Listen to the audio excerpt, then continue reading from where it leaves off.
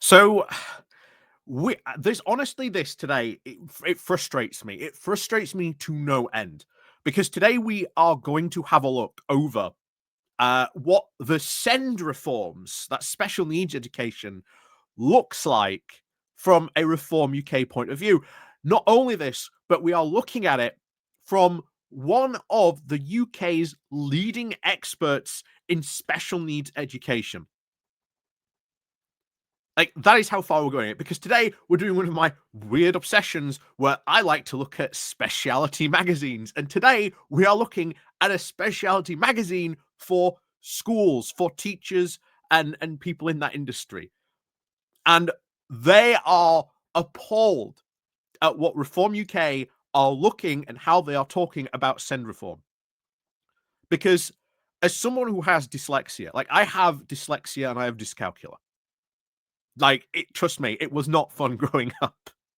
Um, something that's said here just really makes me think that a lot of people, if growing up or potentially under these types of reforms, would not have a good time in education. I know how difficult it was, for myself growing up, with this, and it wasn't. It was only because I think I got very, very lucky, honestly. Um, having parents who genuinely fought for, me to have help and the help that I needed, in school. Not everyone is as lucky as that. And I think it gets even worse where you look at how Reform are talking about special needs and especially how they are talking about dyslexia, which shows you they do not understand a thing about special needs education and how this would work. And this could detrimentally affect thousands of kids growing up under this potential administration with these types of reform. Like, it would be very, very bad indeed. And we're not only just looking at how this might affect people's education, but we're also looking at things like to school transport as well, because reform seemed to be really not letting this go as an idea that if you the government should having to pay for you to go to school. You should have to rely on your parents. Well, that's not the case all the time. Um, but this is what they are talking about, and this honestly is really worrying, really, really worrying. So we're going to have a look at this because I think it is something that needs a lot more attention and something that they should be brought up on. Like, why are you doing this? You clearly don't understand education, especially not only just education, but special needs education. So it frustrates me a bit seeing this, looking at my own experiences.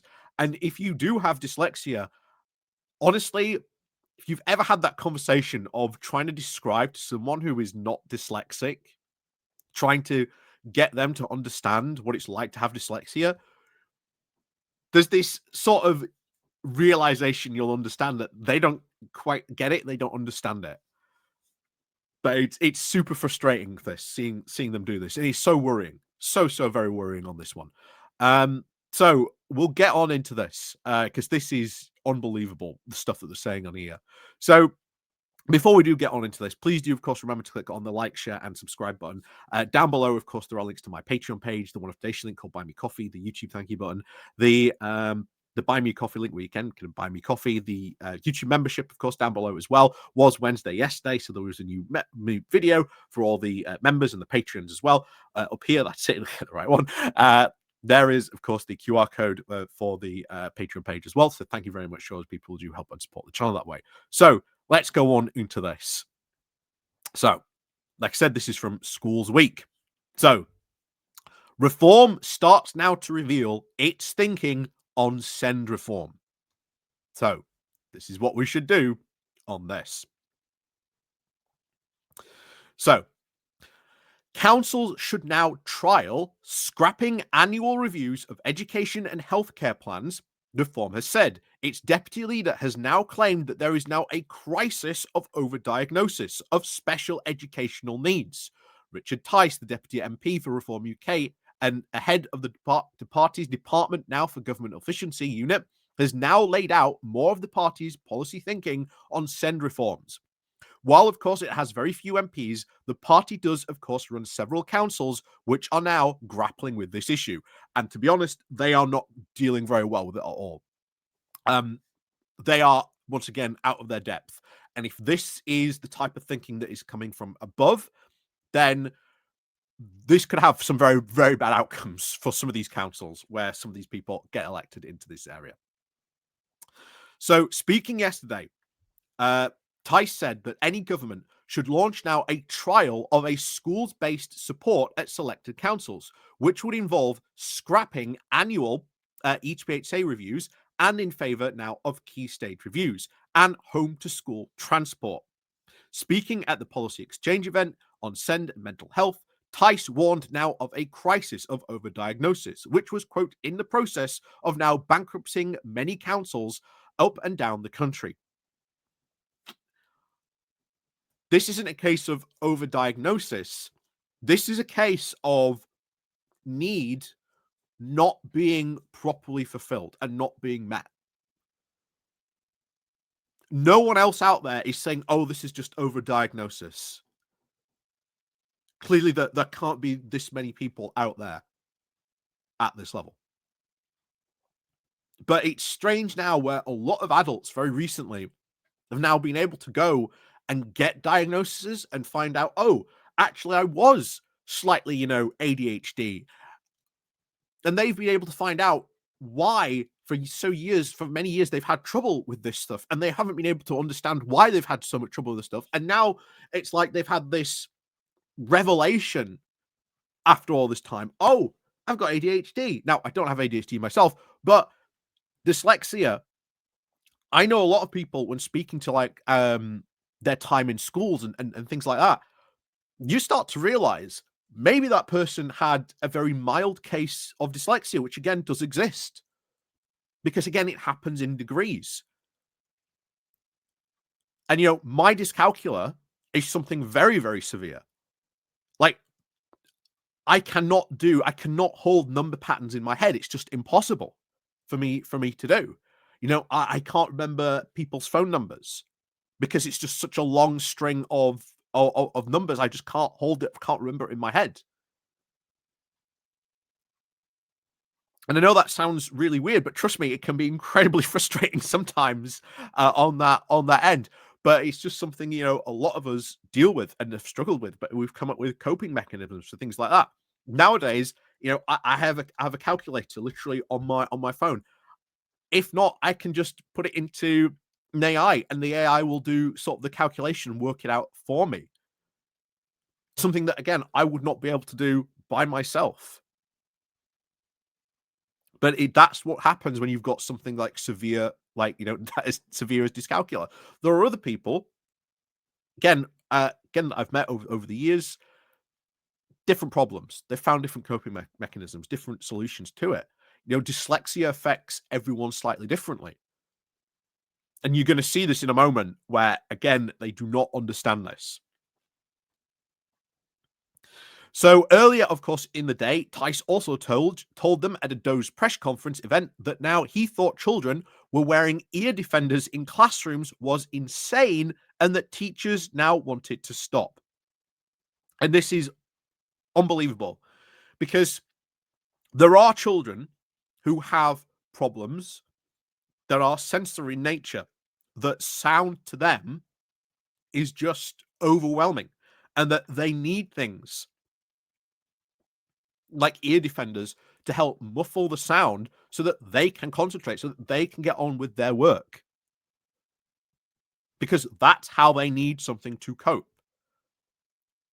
And Tice turning around like this and just doing this is insane. It goes to show you a fundamental lack of knowledge when it comes to not only education, but special educational needs on this. This is why Reform UK getting into power would be really, really bad, especially for people with special needs. So a crisis now of overdiagnosis. Reform UK, of course, took control over 10 different local councils in the May local elections, many of which now have ballooning SEND deficits. Speaking at the policy exchange on Monday, Tice said that there is now a crisis of overdiagnosis, which is in the process of bankrupting many councils up and down the country. Earlier that day, Tice told Reform press event saying, "Stop labeling people. Just say you need a bit of extra support. You might need a bit of extra time. You've got to a mad situation now where children who don't feel they have any form of label are now starting to feel left out. What on earth? What on earth? That is just such a backwards way of thinking about that. That is unbelievable to think on this. This is just insane. This is someone who does not understand education or special needs education. This is not the problem that, oh, too many kids are being labeled. It's that our understanding of this type of stuff has come along. It has developed more as people have come to understand more about these, learning difficulties and things like that, to give, kids different support. Guess what? Kids need different levels of support. It happens. And it's something I think fundamentally, our whole education system, I think, really, really needs uh, something drastic doing to it. I don't think we can just continue as it is. I think something drastic needs to happen. What that drastic thing is, I do not know. But I think that continuing education as it is currently is not going to be fit for purpose, especially when you might have a classroom of 30 different kids, all maybe needing, different attention. Maybe just having one teacher in one classroom, maybe it's not enough. There's all these types of different things I think could be done, but I think something drastic needs to be happening on this one. So it gets even worse, even more terrifying of these people getting power. Because continued to say this. I'll just raise one more point. The sight now of children in classes wearing ear defenders. I'm sorry, this is just insane. You've got to stop. Teachers want it to stop. Heads want it to stop. It is not the right way forward. I don't think so.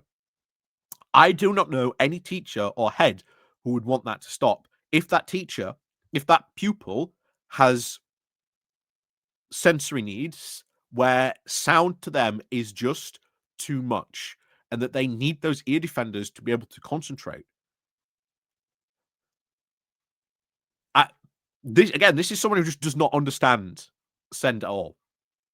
So currently, councils are in charge of issuing and, of course, reviewing the educational special needs programs. He also, as well, is now securing the right provision set out for now plans now for the children. But Tice said to Reform at the Doge event, when I talk to experts and teachers, they tell me children who don't need any of these extra helps report every single year that they might now cost between £2,000 to £4,000 for each one. So this is Tice making the claim that teachers are telling him, oh yeah, that child doesn't need any special needs educational help, special needs support.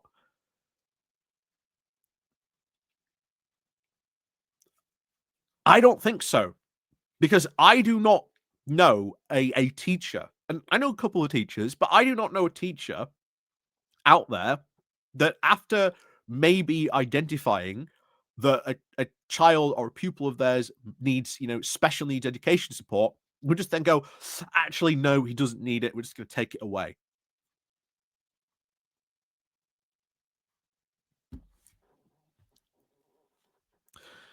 So, yeah, anyway, Tice continues on this.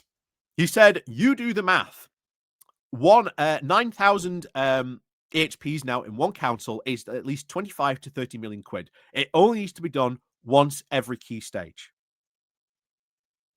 So you don't need to keep on having a look, see how this pupil is developing. Do they need more support in areas? Do they need less support in other areas that maybe they can put into other areas?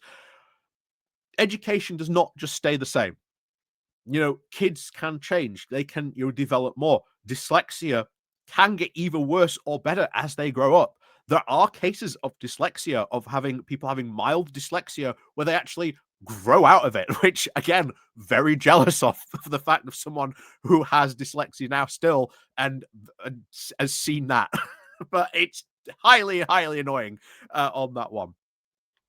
Of course, speaking later now, and bear in mind, I must point out that is a very, very rare case of that happening. Very, very rare case.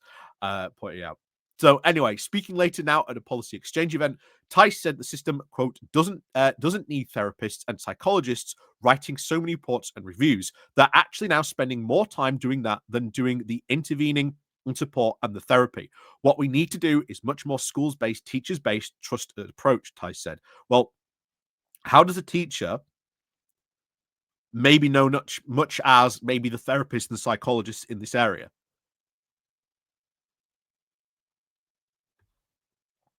They don't. Don't get me wrong. Teachers, you know, but that's not their special area of expertise, is it? It's not their area of expertise, is it, Tice? It's maybe why they need to be writing all the reports and whatnot.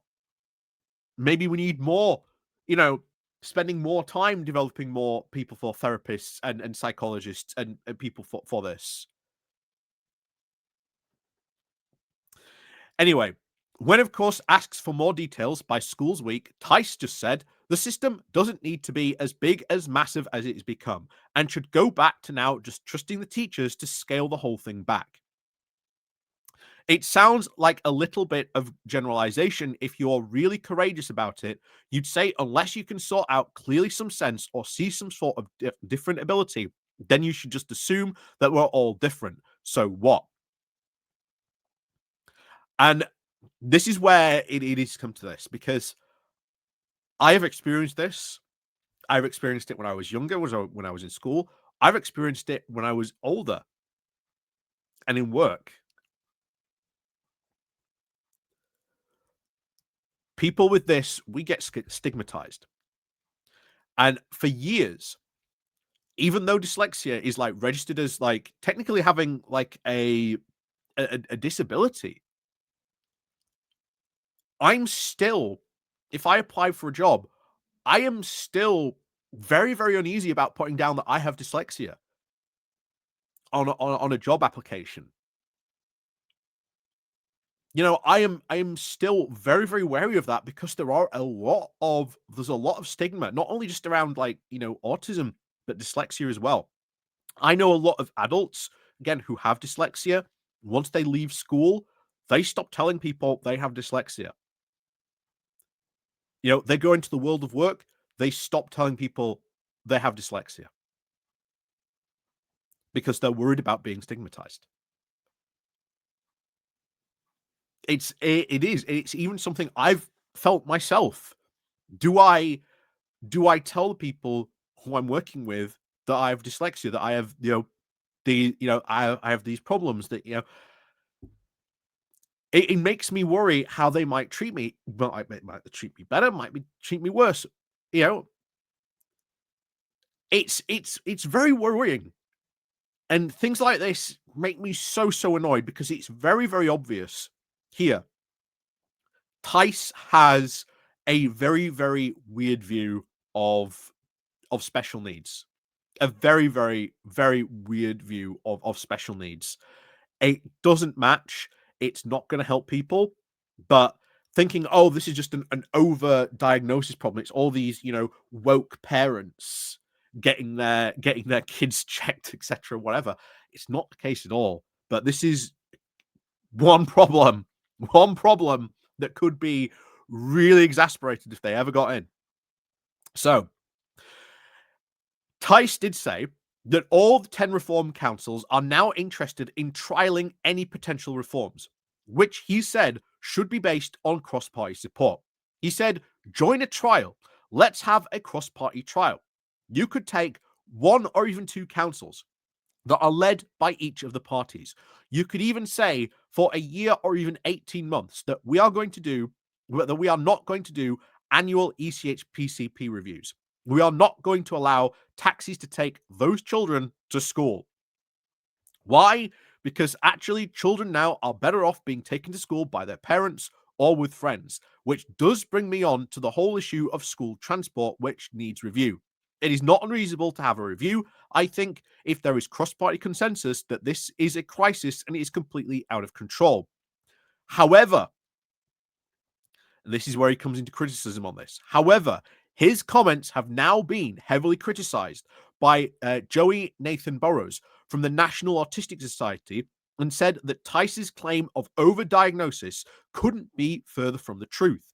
They said the system does need reform to meet the needs of the children so that SEND children, including autistic young people, can access now suitable school places and thrive. Spreading these kinds of lies stigmatizes autistic people and makes life harder for them and their families. So this is one thing where they do not need on this. Um,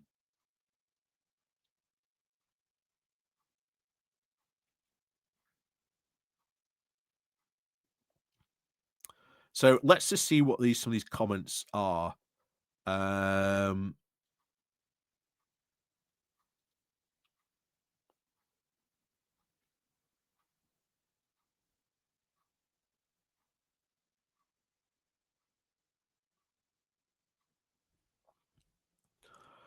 this to me is worrying. This to me is incredibly worrying. As someone who grew up with, again, special needs, having dyslexia, having dyscalculia, it was a struggle. It was a real struggle, especially with maths, because I can read. I can read no problem. But Tice actually said in that as well, which didn't get reported there. He just said, "Oh, dyslexia. Oh, it's just people who can't read well."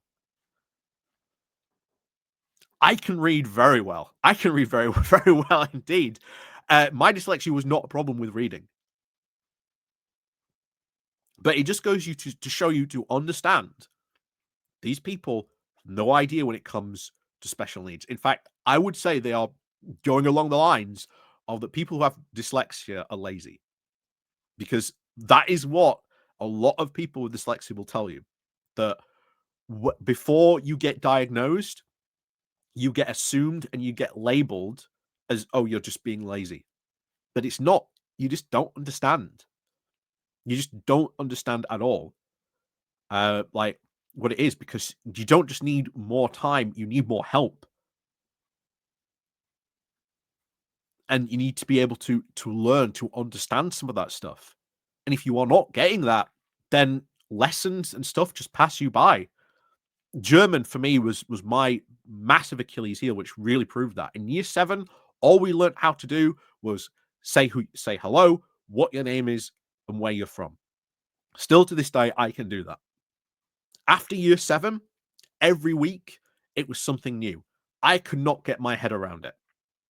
I could not get my head around like German after that, to the point where my German teacher said there is no point us putting you forward to do this GCSE because you will fail. I do not want to waste your time putting you forward for a GCSE. We know you're not going to do it, and I agreed. So for like the rest of like year 11, I was sat at the back of the German classroom working on my history. you know I was reading about other subjects during my German classes at year 11, because I just could not get along with German. But still to this day, I can do that. I can still do that stuff I learned in year 7, because again, dyslexia affects you weirdly in different ways. So as always, let me know what you think about all this. But I think this is very worrying. I think this is very, very worrying, honestly, for like education, especially like SEND education for people, because they are going along some very broad generalizations of what they think kids need for education, not actually really listening to the experts, especially when you've got, as you said, the guy from, who is it? The person from the National Autistic Society who's going on. Yeah, that's not even true. It's the fact that the system does need reform to meet the needs of the children that need this type of special needs education. So yeah, it's frustrating. It's really, really frustrating. So as always, let me know what you think about all this. But as always, do remember to click on the like, share, and of course subscribe button if you're new. Don't forget to ring the bell, and of course we'll see you all next time.